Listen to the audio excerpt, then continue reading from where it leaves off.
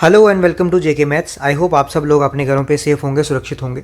तो आज हम लोग क्या पढ़ने वाले हैं? वैसे तो हम लोग मेंसुरेशन जो है वो सारा पढ़ चुके हैं, 2D पढ़ चुके हैं, 3D पढ़ चुके हैं, उसके एमसीक्यूज कर चुके हैं।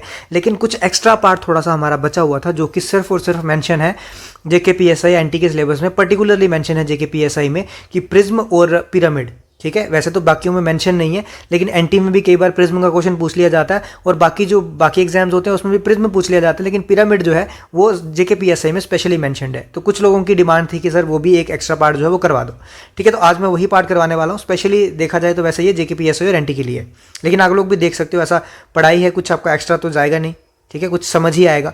तो आज हम लोग स्टार्ट करते हैं वो। तो मैं पहले स्टार्ट करता हूँ किससे? प्रिज्म से, ठीक है। ध्यान से सुनना। तो प्रिज्म आप लोगों ने देखा होगा 10th में, आप लोग प्रैक्टिकल करते थे 9th-10th में। तो ऐसा एक प्रैक्टिकल करते थे रिफ्लेक्शन ऑफ लाइट का, ठीक है। The light travels in a straight line, ऐसा कुछ करते थे, रिफ्लेक्शन, ठीक है, उसका प्रैक्टिकल करते थे। उसके बाद हम लोग ये प्रिज्म का प्रैक्टिकल करते थे, ठीक है। ये प्रिज्म होता था, एक तो यहाँ से लाइट फेंकते थे, रिफ्लेक्शन वाला होता था, angle of incidence equals to angle of reflection, ऐसे कुछ लॉज ऑफ रिफ्लेक्शन पढ़ते थे।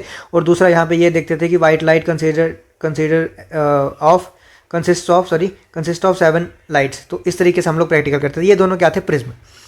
अब अगर मैं आपको मतलब सिंपल भाषा में समझाऊं प्रिज्म है क्या? प्रिज्म एक ऐसी फिगर, प्रिज्म तो 3D फिगर है पहले, ठीक है। प्रिज्म कैसी फिगर है? 3D फिगर है सर।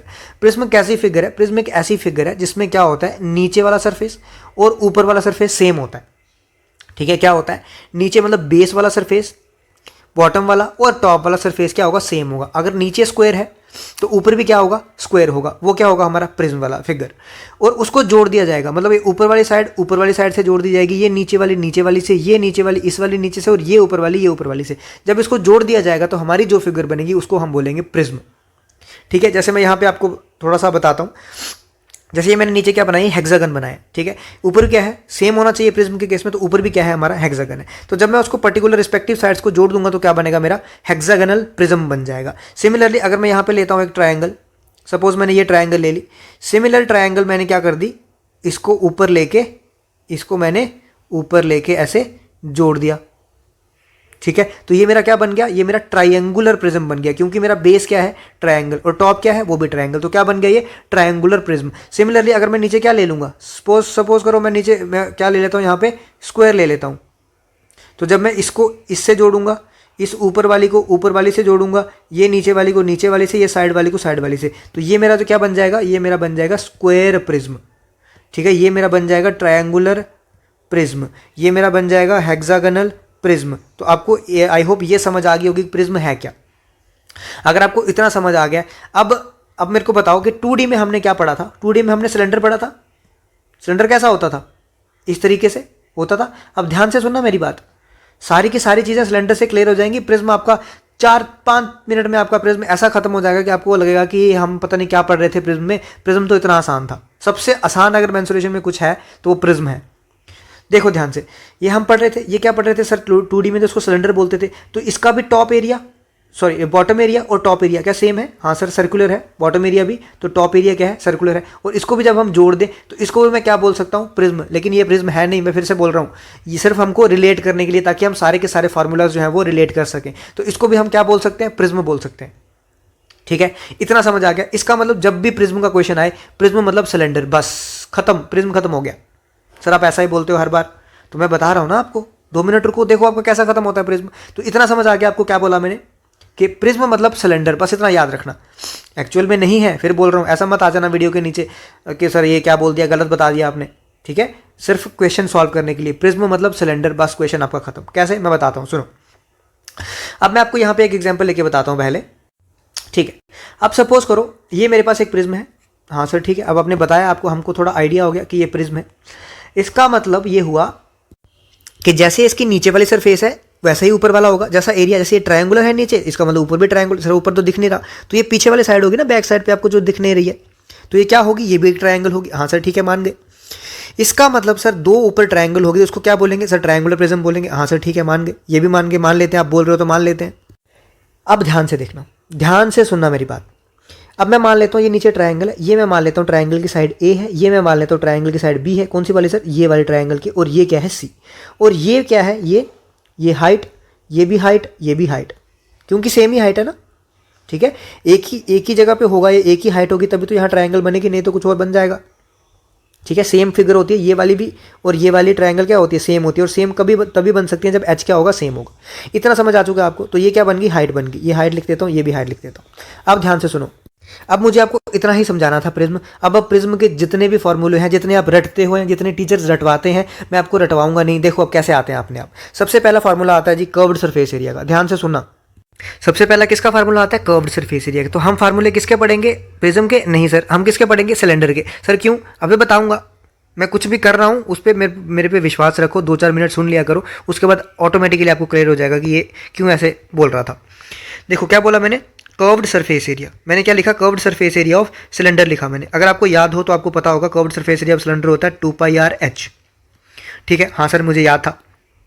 अब 2πr/h, अब ये 2πr कैसे आया था, 2πr था जो हमारा ये नीचे वाला सरफेस था। ये कौन सा सरफेस था सर, सर्कुलर सरफेस था। ठीक है, कौन सा सरफेस था सर, सर्कुलर था। तो ये सर्कल का क्या हो गया, 2πr क्या होता है सर्कल का, सर सरकमफ्रेंस। ठीक है, तो ये क्या आया था मेरा, सरकमफ्रेंस। तो अगर सर्कल हो तो सरकमफ्रेंस होता है, अगर कोई बाकी फिगर हो तो उसका क्या होता है, पेरीमीटर सर। हाँ सर ठीक है, तो सरकमफ्रेंस इनटू क्या हो गया, हाइट होगी, वो क्या बना था, कर्व्ड सरफेस एरिया। सिमिलरली अब मैं यहां पे आऊंगा, कर्व्ड सरफेस एरिया किसके बराबर होगा, यहां सरकमफ्रेंस था, यहां बॉटम सरफेस क्या है, ट्रायंगल, तो क्या आएगा, perimeter of triangle into height. क्या समझ आया, perimeter of triangle into height. अब सर पेरीमीटर ऑफ ट्रायंगल क्या होता है, a+b+c, ये तो पता ही है ना आपको। हाँ सर ठीक है। उसके बाद सर टोटल सरफेस एरिया पे आ जाओ। टोटल सरफेस एरिया सिलेंडर क्या, total surface area of cylinder किसके बराबर होता है सर, ये बराबर होता है curved surface area plus area of base plus area of top. ठीक है, ये था जैसे 2πr/h, ये तो कर्व्ड सरफेस एरिया है। एरिया ऑफ बेस, बेस क्या था, सर्कल, तो सर्कल का एरिया πr²। टॉप क्या था, सर्कल, तो सर्कल का एरिया πr²। इतना समझ आया, हाँ सर ठीक है।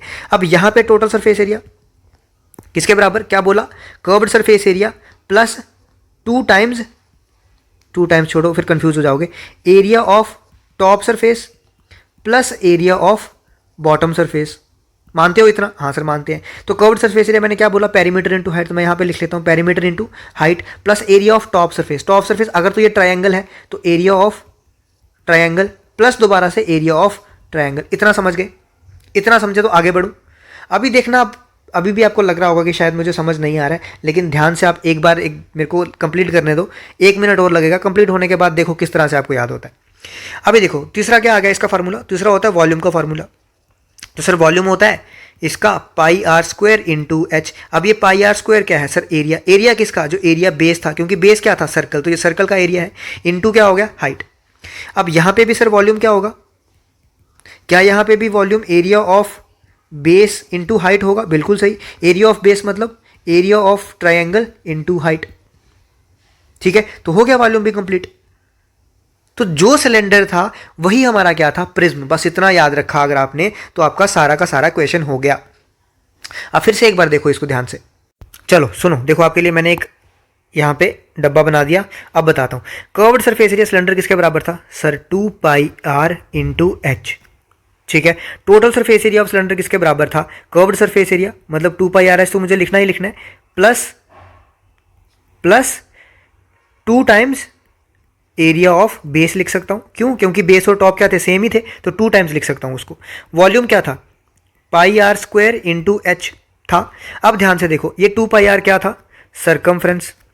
ठीक है, ये πr² क्या था, area of bottom surface. Bottom क्या था सिलेंडर का, सर्कल, तो इसीलिए πr² आ गया। अब सिमिलरली यही सारे ये जो फार्मूले हैं इसमें आएंगे, सरकमफ्रेंस इंटू हाइट। प्रिज्म में भी क्या आएगा, सरकमफ्रेंस इंटू हाइट, लेकिन प्रिज्म में डिपेंड करेगा फिगर कौन सी है। अगर ये ट्रायंगुलर प्रिज्म है तो सरकमफ्रेंस ट्रायंगल का तो नहीं बोलते, हम क्या बोलते हैं, पेरीमीटर। तो perimeter of triangle into height बन गया कर्व्ड सरफेस एरिया। यहाँ पे क्या, अगर रेक्टेंगुलर प्रिज्म है तो perimeter of rectangle into height. अगर स्क्वायर प्रिज्म है तो perimeter of square into height, बन गया वही फार्मूला। टोटल सरफेस एरिया में कर्व्ड सरफेस एरिया आएगा, तो यहाँ पे भी curved surface area plus 2 times area of base. Base क्या है, ट्रायंगल, तो एरिया ऑफ ट्रायंगल। यहाँ पे भी curved surface area plus 2 times area of base, तो बेस क्या है, रेक्टेंगल, तो एरिया ऑफ रेक्टेंगल। यहाँ पे भी curved surface area plus 2 times area of base, तो बेस क्या है, स्क्वायर, तो एरिया ऑफ स्क्वायर आ जाएगा। सिमिलरली वॉल्यूम क्या था, एरिया ऑफ बॉटम। बॉटम मतलब जो बॉटम सरफेस थी, सिलेंडर में वो सर्कल थी, ट्रायंगुलर प्रिज्म में वो ट्रायंगल होगी, तो क्या आ जाएगा, area of triangle into height. यहाँ पे area of rectangle into height, यहाँ पे area of square into height. ठीक है, तो सारे के सारे क्वेश्चन आपके खत्म हो गए सिर्फ और सिर्फ सिलेंडर से ही। अगर आपको सिलेंडर का curved surface area, total surface area, volume आपको पता है तो आपको ये सारे फार्मूले रटने की जरूरत नहीं है। आपको पता है सरकमफ्रेंस है तो उसका इक्विवेलेंट अगर कोई और फिगर हो उसको पेरीमीटर बोलते हैं। हाइट है, हाइट का हाइट ही रहेगा। यहाँ पे कर्व्ड सरफेस एरिया आएगा तो यहाँ पे भी कर्व्ड सरफेस एरिया आएगा, प्लस 2 टाइम्स जो है वो आएगा एरिया ऑफ बेस, यहाँ पे भी 2 टाइम्स एरिया ऑफ बेस। यहाँ पे एरिया ऑफ बॉटम सरफेस यहाँ पे ट्रायंगल थी तो इनटू हाइट वही। यहाँ पे बॉटम सरफेस रेक्टेंगल था, इनटू हाइट तो वही आ जाएगा। यहाँ पे बॉटम सरफेस स्क्वायर था, इनटू हाइट वही आ जाएगा। तो आपके सारे के सारे डाउट यहाँ पे क्लियर हो जाने वाले हैं। आई होप आपको ये चीज़ समझ आई होगी। अब मैं थोड़ा सा क्वेश्चन पे बढ़ता हूँ और फिर देखो आपको किसी तरह से कैसे आपको सारे क्वेश्चन आसान लगते हैं। देखना, ध्यान से देखना क्वेश्चन को। अब देखो क्या दिया है क्वेश्चन में, for a rectangular prism. Sir rectangular prism है, एक बार बना के बता दो। सर क्यों बनाना है, हमको फायदा ही नहीं है बना के। नहीं सर फिर भी हमको बना के बताओ। तो रुको फिर देखो, तो ये लो, एक तो आप जिद बड़ी करते हो, ठीक है। ये बन गया आपका रेक्टेंगुलर प्रिज्म। अब रेक्टेंगुलर प्रिज्म बन गया, हाइट क्या है उसकी 6 सेंटीमीटर। तो यहाँ पे मैं लिख लेता हूँ हाइट क्या है 6 सेंटीमीटर। वैसे तो मुझे लिखने की जरूरत कुछ है नहीं, पर फिर भी मैं लिख रहा हूँ आपके लिए एक क्वेश्चन में। Length and width of the base are 5 and 4। तो लेंथ क्या है 5 और विड्थ क्या है 4। तो ये मेरे पास आ चुका है सारा कुछ। मुझे क्या पूछा है, lateral surface area. Lateral surface area मतलब कर्व्ड सरफेस एरिया, ठीक है। अब मुझे कुछ नहीं पता, मुझे नहीं पता प्रिज्म क्या होता है, क्या है क्या नहीं है। मुझे पता है कि प्रिज्म क्या है, सिलेंडर है, बस। मुझे क्या पता है, प्रिज्म क्या है, सिलेंडर। पूछा गया है लेटरल सरफेस एरिया मतलब curved surface area. Curved surface area मुझे पता है सिलेंडर का क्या क्या होता है, 2πr इंटू एच। 2πr मतलब सर्कमफ्रेंस ऑफ बेस। अब हमारा जो प्रिज्म है उसमें बेस क्या है, रेक्टेंगल। तो सर्कमफ्रेंस की जगह मैं क्या लिखूंगा, पेरीमीटर ऑफ रेक्टेंगल, ठीक है, इंटू हाइट। और पेरीमीटर ऑफ रेक्टेंगल कितना होता है, 2 into L plus B into height. तो 2 इंटू एल कितना है 5, बी कितना है 4 इंटू हाइट मतलब 6। तो 2 into 4 plus 5 9 into 6, 9 into 2 18, 18 into 6। तो 18 इंटू 6 करूँगा तो 108, क्योंकि 10 इंटू 6 60 और 8 इंटू 6 48। तो कितना आ जाएगा 108 सेंटीमीटर स्क्वायर। बस खत्म। क्यों आपको फार्मूला याद रखनी है भैया, सिलेंडर का पता है ना। जब सिलेंडर का पता है तो सारा कुछ वहाँ से निकल गया, ठीक है। ये समझ आ गया। लेटरल सरफेस एरिया पूछा था। अगर सर यहाँ पे टोटल सरफेस एरिया पूछा होता तो टोटल सरफेस एरिया अगर पूछा होता तो क्या लिखता, कर्व्ड सरफेस एरिया जो मेरा कितना आ गया 108 plus 2 times area of base. तो 108 plus 2 times area of base क्या था, यहाँ पे बेस रेक्टेंगल थी और बेस का एरिया कितना होता है 5 इंटू 4। तो ये आ गया 108 प्लस 2 टाइम्स 5 इंटू 4 20। तो 108 प्लस कितना आ गया 40। तो ये कितना आ गया 148 सेंटीमीटर स्क्वायर। तो टोटल सरफेस एरिया पूछा होता तो ऐसे निकल जाता। समझ आ गई। सिमिलरली वॉल्यूम पूछा होता तो भी निकाल लेते, क्योंकि वॉल्यूम हमको पता है कि area of base into height होता है। तो एरिया ऑफ बेस कितना है 5 इंटू 4 इंटू हाइट मतलब 6। बस खत्म। तो आई होप ये समझ आया होगा। बढ़ते हैं अगले क्वेश्चन पे, देखते हैं आगे क्या है, कुछ अलग है क्या इस क्वेश्चन में। What is the total surface area of a prism having a height of 8 centimetre whose base is a square. मतलब प्रिज्म है जिसका बेस क्या है स्क्वायर। जब स्क्वायर बेस है मतलब टॉप पे भी कौन सी सरफेस होगी, स्क्वायर ही होगी। इसका मतलब हमको निकालना क्या है, टोटल सरफेस एरिया। भूल जाओगे टोटल सरफेस एरिया क्या होता है स्क्वायर प्रिज्म का। लिखो total surface area of cylinder किसके बराबर होता है 2πRh, जो कि है curved surface area, plus 2 times area of base. तो जैसे ही सिलेंडर का फॉर्मूला लिख लिया, बस उसके बाद अपना आ जाओ प्रिज्म पे। तो प्रिज्म की बात करते हैं। अब ये 2πr क्या था, 2πr था सर्कमफ्रेंस इनटू हाइट। अब प्रिज्म के केस में सर्कमफ्रेंस तो बोलेंगे नहीं, क्यों, क्योंकि ये है स्क्वायर। तो क्या बोलूंगा मैं, perimeter of square into height. ये हो गया curved surface area plus 2 times area of base. इस तरीके से बोलूंगा। हाँ सर ठीक है। पेरीमीटर ऑफ स्क्वायर कितना होता है 4 इंटू साइड इंटू हाइट आ गया, plus 2 times area of base. Area of base मतलब साइड स्क्वायर। तो 4 इंटू साइड कितनी है मेरी 5, हाइट कितनी है मेरी 8, प्लस 2 टाइम्स साइड का स्क्वायर मतलब 25। 5 इंटू 4 20, 20 इंटू 8 160 प्लस 50। तो कितना आ गया 210 सेंटीमीटर स्क्वायर। बस खत्म। तो आपको प्रिज्म में कुछ भी याद रखने की जरूरत नहीं है। अगर कुछ याद रखना है तो सिलेंडर का याद रखना है। जैसे ही सिलेंडर का याद रखा तो प्रिज्म को ऑटोमेटिकली वही फॉर्मूले बनेंगे। बस आई होप आपको प्रिज्म जो है वो अच्छे से समझ आ गया होगा। अब आपको कोई भी प्रिज्म दिया हो, अगर रेक्टेंगल दिया हो, नीचे स्क्वायर दिया हो, उसके बाद क्या बोलते हैं ट्रायंगल दी हो, कुछ भी दिया हो, आपके सारे के सारे फार्मूले किस पे डिपेंड करेंगे, सिलेंडर पे डिपेंड करेंगे। सिलेंडर का फार्मूला लिखो, बस ऐसा ही फार्मूला सेम किस में लिख दो, प्रिज्म में। यहाँ क्या था 2πr मतलब पेरीमीटर, सॉरी सर्कमफ्रेंस, क्योंकि सर्कल होता है। अब यही स्क्वायर के केस में सर्कमफ्रेंस क्या बन जाएगा, पेरीमीटर। इनटू हाइट थी तो इनटू हाइट होगी। 2 टाइम्स एरिया ऑफ बेस था, उस केस में सर्कल था तो area of base πr square बनता है। इस केस में स्क्वायर है तो एरिया ऑफ स्क्वायर कितना बनेगा, साइड स्क्वायर। तो बस वही फार्मूला लिखना है सिलेंडर का और क्वेश्चन निकल जाएगा आपका प्रिज्म का। ठीक है, तो आई होप आपको प्रिज्म जो है वो समझ आया होगा। अब हम आगे बढ़ेंगे अपने पिरामिड पे। चलो, तो हमारा प्रिज्म जो है वो कंप्लीट हो चुका है। जैसे हमारा प्रिज्म कंप्लीट हो गया, अब हमारा आ गया पिरामिड। जैसे मैंने आपको प्रिज्म में बताया था, प्रिज्म में कैसी फिगर है, प्रिज्म एक 3D फिगर है और नीचे जो फिगर होगी वही ऊपर फिगर होगी, और जब उसको ज्वाइन करेंगे तो जो फिगर बनेगी उसको हम क्या बोलेंगे, प्रिज्म बोलेंगे।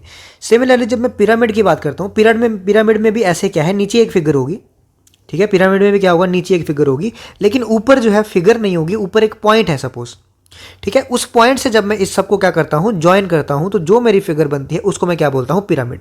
अब नीचे मेरी अगर ट्रायंगल है तो मैं उसको बोलूँगा ट्रायंगुलर पिरामिड। अगर नीचे मेरा क्या है, स्क्वायर है, और नीचे मैं उसको सारे पॉइंट से ज्वाइन कर रहा हूँ, तो ये मेरा क्या बनेगा, स्क्वायर पिरामिड बनेगा। सिमिलरली अगर नीचे मेरा रेक्टेंगल होगा तो रेक्टेंगुलर पिरामिड बनेगा, नीचे हेक्सागन होगा तो हेक्सागनल पिरामिड बनेगा, नीचे पेंटागन होगा तो उस हिसाब से पेंटागनल पिरामिड, जो भी है उस हिसाब से पिरामिड बनते जाएंगे। इतना पहले समझ आ गया? हाँ सर, समझ आ गया। अब यहाँ पे आप इसको अगर देख पा रहे हो, इसको थोड़ा सा देखो सर, क्या देखें इसमें, ध्यान से देखो इसको, पहले मैं बनाता हूँ पहले अच्छे से, फिर आप देखना है इसको। आपने जब प्रिज्म पढ़ा, मैंने आपको क्या बोला था कि प्रिज्म मतलब प्रिज्म नहीं, मतलब सिलेंडर। क्या बोला मैंने, प्रिज्म मतलब प्रिज्म नहीं, सिलेंडर। सिमिलरली पिरामिड मतलब पिरामिड नहीं, आपको किसकी तरह दिख रहा है सर, मुझे थोड़ा थोड़ा अगर 2D की बात करें तो मुझे कोन की तरह दिख रहा है। दिख रहा है कि नहीं? कोन कैसी होती है, ऐसी ही होती है, लेकिन नीचे क्या होता है उसका, सर्कुलर बेस होता है। ये भी ऐसा ही है, लेकिन नीचे बेस कैसा है वो डिपेंड करता है। नीचे ट्रायंगुलर बेस भी हो सकता है, नीचे रेक्टेंगुलर बेस भी हो सकता है, नीचे स्क्वायर बेस भी हो सकता है, वो डिपेंड करता है बेस पे। लेकिन कोन की बात करेंगे तो हमेशा क्या होगा, सर्कुलर बेस। तो प्रिज्म मतलब प्रिज्म नहीं, सिलेंडर। पिरामिड मतलब पिरामिड नहीं, कोन।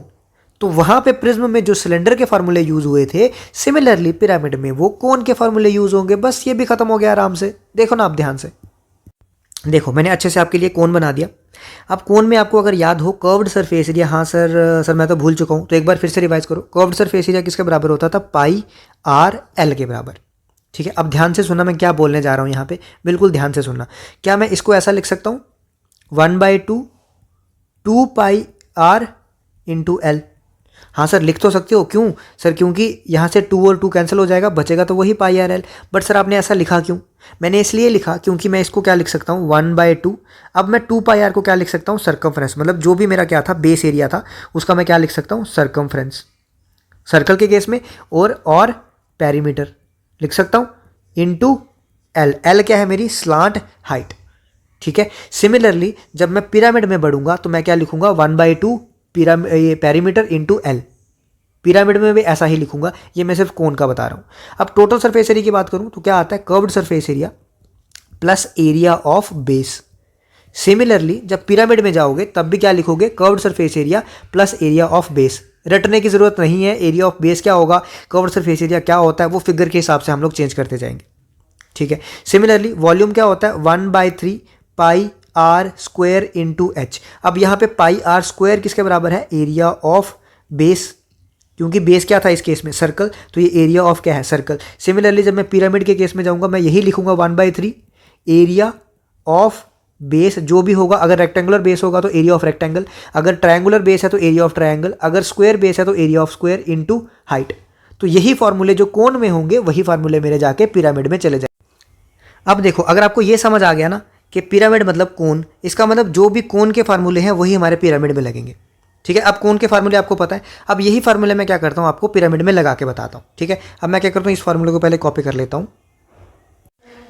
अब देखो, सिमिलरली जो हमारा कोन वाला था वो मैं आपको ट्रायंगुलर प्रिज्म में अब लगा के बताता हूँ। तो कर्व्ड सरफेस एरिया क्या था मेरा, कर्व्ड सरफेस एरिया मैंने क्या बोला, 1/2 perimeter of base into slant height.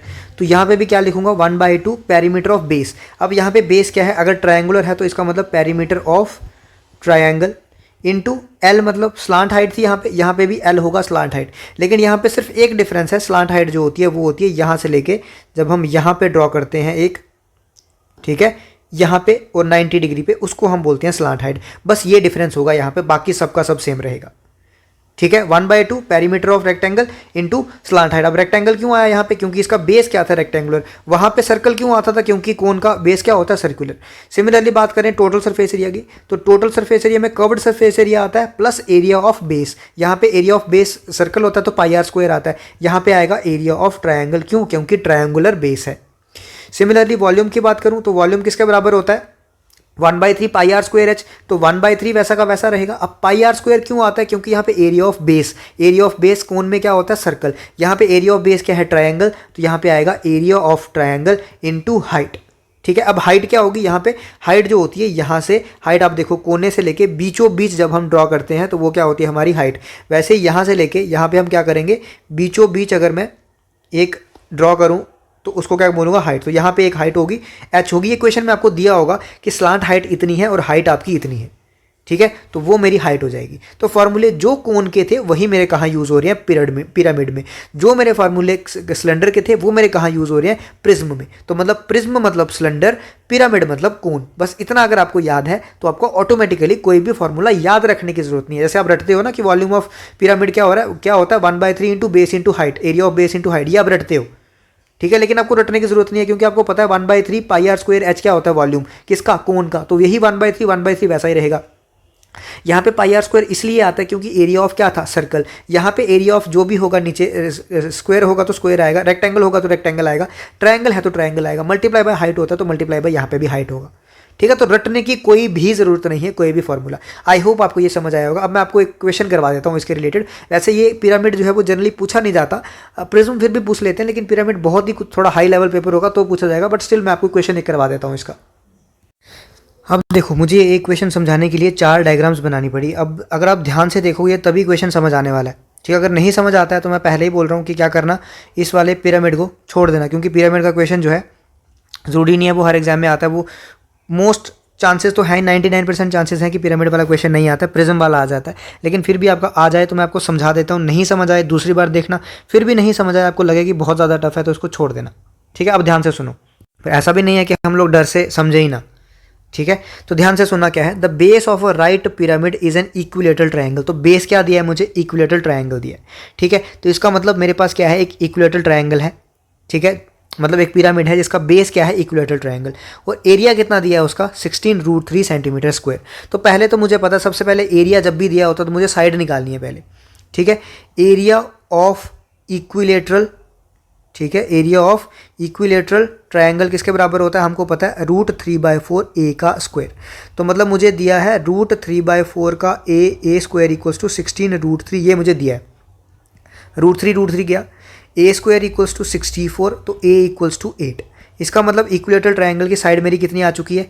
8 आ चुकी है। इसका मतलब ये मेरी जो नीचे इक्विलेटरल ट्रायंगल थी ये 8, ये 8 और ये वाली साइड मेरी कितनी आ चुकी है? 8 आ चुकी है। इतना क्वेश्चन मेरा खत्म। उसके बाद क्या बोला उसने क्वेश्चन में? ध्यान से सुनना।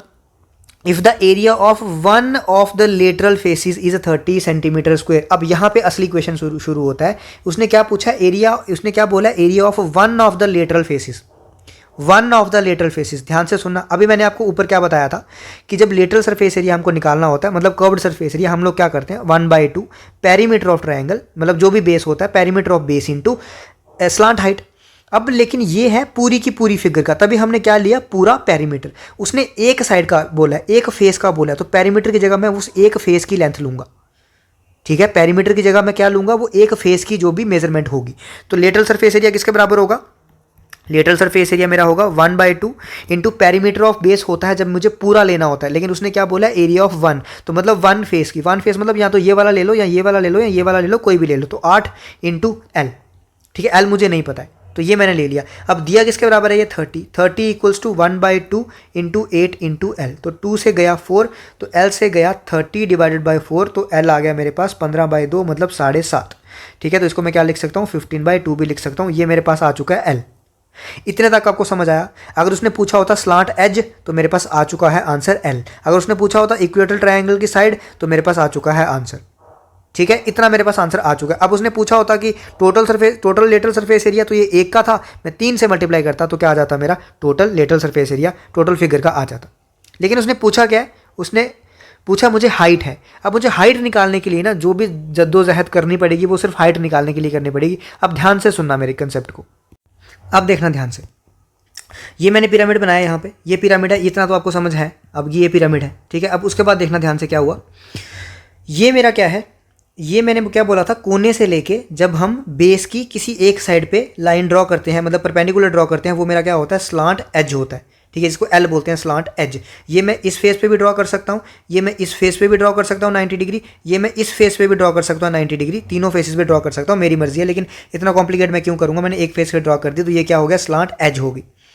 सिमिलरली जब मैं इसी से बीचों बीच, ठीक है, यहाँ पे कौन सा पॉइंट होता है, एक सेंट्रॉइड पॉइंट होता है। ठीक है, जब मैं सेंट्रॉइड पे यहाँ से ड्रॉ करता हूँ तो वो मेरे पास क्या बनता है, वो मेरे पास बनती है हाइट। ठीक है, ध्यान से सुनना, कहाँ से, कोने से लेके जब मैं सेंट्रॉइड पे, ठीक है, ड्रॉ करता हूँ तो परपेंडिकुलर वो क्या बनती है, मेरी हाइट। और आपको पता है हाइट हमेशा कितने पे होती है, 90 डिग्री पे। ये भी स्लांट हाइट है यहाँ पे इस केस में, तो ये भी कितनी होगी, 90 डिग्री पे होगी। अब देखना ध्यान से, ये जो नीचे वाली ट्रायंगल है ना, वो मैंने अलग से आपके लिए यहाँ बनाई है, ध्यान से देखना।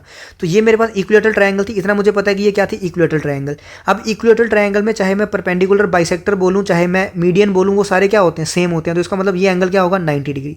अब ये एंगल 90 डिग्री है, तो यहाँ पे मेरे को पता है कि जब परपेंडिकुलर बाइसेक्टर, ठीक है, मीडियन आपस में काटते हैं, तो वो किस पे काटते हैं, सेंट्रॉइड पे। तो ये मेरा पॉइंट क्या है, सेंट्रॉइड, जो मैंने यहाँ पे बनाया हुआ है, जिस पे हाइट बनाई है, ये बनाया ना, ये क्या था, सेंट्रॉइड। अब सेंट्रॉइड आपको पता है कि मीडियन को क्या डिवाइड करता है, in the ratio 2:1। Median centroid को डिवाइड करता है इन द रेशो 2:1। अब मुझे चाहिए क्या था, मैंने ये क्यों किया ऐसा, देखो मेरे पास एल आ चुका है, ये मेरे पास एल आ चुका था, कितना आया, 7.5। अभी आपने देखा कितना आया, 15/2 आ चुका है। ठीक है, उसके बाद तो ये एल मेरे पास था 15/2। ठीक है, अगर मैं ये वाले ट्रायंगल लेता, मुझे निकालना क्या था, एच। तो एच आ रहा है मेरा इस वाले ट्रायंगल में। ठीक है, ये छुटकू ट्रायंगल जो आपको दिख रही है, एच मुझे निकालना है। अब एच निकालने के लिए अगर मेरे पास ये वाली साइड होती, ये छुटकू जो है, ये छोटा मेरे पास अगर होता, तो क्या मैं पाइथागोरस थ्योरम से हाइट निकाल सकता था, हाँ सर निकाल सकते थे। अब इस छोटी सी साइड निकालने के लिए ना मुझे ये निकालना पड़ा, ये वो छोटी सी साइड है, और ये क्या है, ये बीच में क्या है, ये सेंट्रॉइड पॉइंट है। और सेंट्रॉइड पॉइंट क्या करता है, मीडियन को 2:1 में, मतलब ये 2 रेशो है, ये 1 रेशो है। इसके लिए मुझे पहले क्या निकालना पड़ेगा, मीडियन निकालना पड़ेगा। मीडियन मतलब, मीडियन का क्या मतलब हो गया, हाइट। ठीक है, इक्विलेटरल ट्रायंगल के केस में, और इक्विलेटरल ट्रायंगल में हाइट किसके बराबर होती है, √3/2a। तो मतलब √3/2 और a किसके बराबर है, 8। तो ये कितना आ गया, 4√3 मेरे पास क्या आ गई, हाइट आ गई, मतलब ये मीडियन आ गया। अब मीडियन इसको किस में डिवाइड करता है, 2:1 में। इसका मतलब 3 रेशो, टोटल पार्ट कितना हो गया, 4√3। इसमें से मुझे निकालना क्या है, एक पार्ट। तो एक पार्ट की वैल्यू आ जाएगी 4√3 डिवाइडेड बाई 3। अगर मैं इसको कैलकुलेट करूंगा तो 4√3, 3 को लिख सकता हूँ √3, ये कटा तो आया 4/√3। ठीक है, तो इसकी वैल्यू मेरी कितनी आ गई, 4/√3। अब मैं इस छोटे वाले ट्रायंगल में क्या लगाऊंगा, पाइथागोरस थ्योरम, और मेरा क्या निकलेगा, एच। तो अब मैं लगाता हूँ पाइथागोरस थ्योरम। ठीक है, तो अब देखना ध्यान से, तो मैं क्या करूंगा, 15/2 मतलब हाइपोटेन्यूज का स्क्वायर इक्वल्स टू बेस कितना है, 4/√3 का स्क्वायर प्लस परपेंडिकुलर मतलब एच का स्क्वायर, ये तो मुझे निकालना है। 15/2 का स्क्वायर मतलब 225 का 225/4 इक्वल्स टू 16/3 प्लस एच का स्क्वायर। ठीक है, अब 225/4 माइनस 16/3 इक्वल्स टू एच का स्क्वायर। अब मुझे इसको सॉल्व करना पड़ेगा। अब देखना ध्यान से, इसको मैं क्या करूंगा, यहाँ से मुझे क्या दिख रहा है कि मैं इसको क्रॉस मल्टीप्लाई कर लेता हूँ। ये आएगा 225 into 3 675 minus 64 divided by 12 equals to H का स्क्वायर। यहाँ से मेरे पास एच का स्क्वायर कितना आ गया, 611 डिवाइडेड बाई 12। तो एच मेरे पास आ गया √611 डिवाइडेड बाई 12। तो ये मेरे पास एच निकला।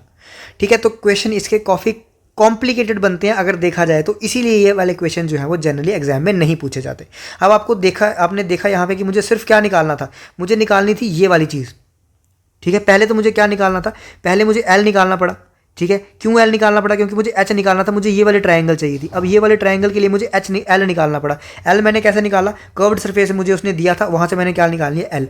अब ये निकालने के लिए छोटी सी चीज़ मुझे क्या ड्रॉ करना पड़ा, यहाँ पे ये मीडियन ड्रॉ करना पड़ा। मीडियन से मुझे क्या निकालना पड़ा, ये सेंट्रॉइड निकालना पड़ा पूरा। सेंट्रॉइड से मुझे ये छोटी वाली साइड निकालनी पड़ी। छोटी वाली साइड निकाल के फिर मैंने पाइथागोरस थ्योरम यूज़ की। तो आप देख रहे हो ये क्वेश्चन कितना लेंथी हो रहा है। ठीक है, तो यहाँ पे मैं आपको एक सलाह दूंगा कि ऐसे क्वेश्चन अगर आप छोड़ भी दोगे तो आपका कोई नुकसान ज़्यादा नहीं होगा। बाकी मैंने आपको समझा दिया, मैंने अपनी कोशिश यही रखी है कि आपको पूरा समझ आए, अच्छे तरीके से समझ आए। मैंने तो आपको अच्छे तरीके से समझा दिया। सिमिलरली अब ये स्क्वायर वाला पिरामिड भी आएगा। ठीक है, वो तो और ज़्यादा कॉम्प्लिकेटेड हो जाएगा इससे। तो मेरी सलाह यही है कि छोड़ दो ऐसे क्वेश्चंस को। एक क्वेश्चन आ भी जाएगा आपका, तो ये मैक्सिमम बचा जो है 99% बचा, इसको सॉल्व नहीं कर पाएगा, मैं अभी बोल रहा हूँ। ठीक है, तो आपको इतना फ़र्क नहीं पड़ेगा।